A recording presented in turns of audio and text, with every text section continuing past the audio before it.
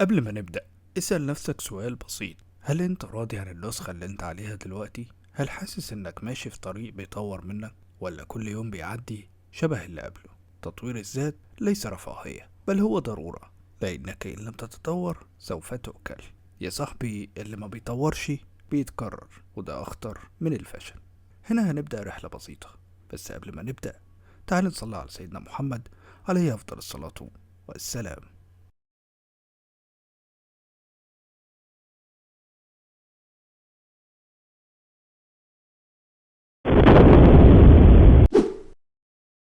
خد نفس وركز معايا، ويلا بينا نبدأ. اعرف نفسك الأول. ازاي هتطور نفسك وانت اصلا مش عارف انت مين؟ في ناس ما تعرفش هي بتحب ايه ولا بتخاف من ايه ونقاط ضعفها ايه. معرفة النفس هي أولى خطوات الارتقاء. من جهل نفسه عجز عن قيادتها.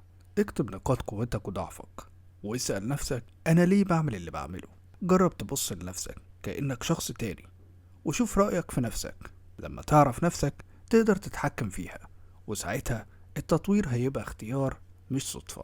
السيطرة على عقلك. عقلك هو القائد، لو سبته من غير رقابة هيوديك في حتت مش لطيفة. من لم يملك زمام أفكاره ستملكه أفكاره. راقب أفكارك السلبية واكتبها. كل فكرة سلبية رد عليها بواحدة إيجابية. خليك واعي لحوارك الداخلي. لما تقول لنفسك أنا فاشل، رد فورا لأ، أنا لسه بتعلم.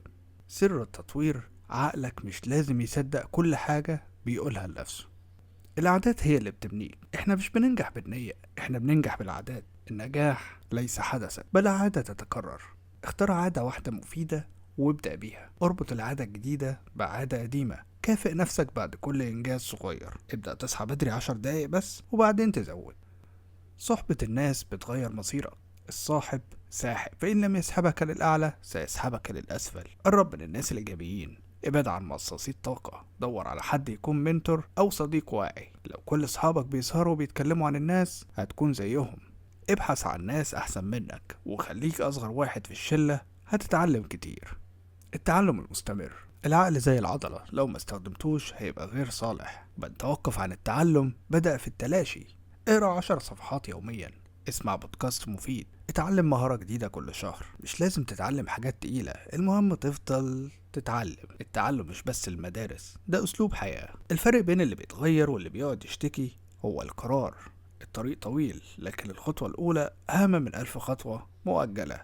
ابدأ حتى لو مش جاهز. الجاهزية بتيجي في السكة. انت مش محتاج تبقى نسخة مثالية، انت بس محتاج تبقى نسخة احسن من امبارح. وبكده يكون خلص فيديو النهاردة. لو عجبك الفيديو دوس لايك واشترك في القناة، واستنونا في فيديوهات تانية كتير. سلام.